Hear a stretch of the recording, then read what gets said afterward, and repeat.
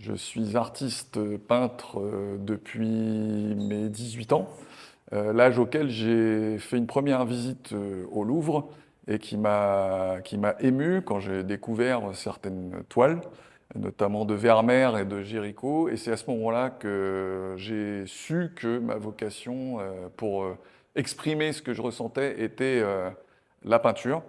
Et donc je me suis mis à prendre des cours à l'école des beaux-arts de Tours, euh, presque immédiatement après.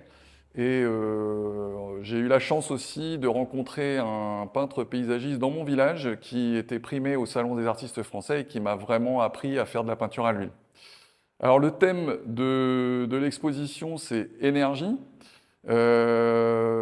Énergie ressentie, euh, ressentie dans les phénomènes de la nature, les phénomènes de transformation, puisque l'énergie, c'est une grandeur qui mesure les quantités de transformation d'un système et de la matière, enfin de la nature en général. On peut parler de n'importe quel type d'énergie en réalité.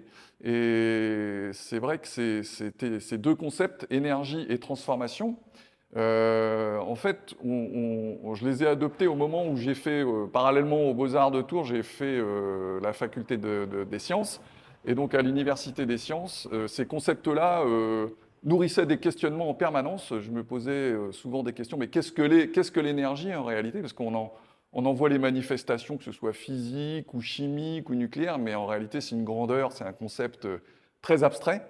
Et ça renvoyait aussi à un concept de la transformation, du coup, puisque l'énergie est un peu le moteur de la transformation des choses dans la nature.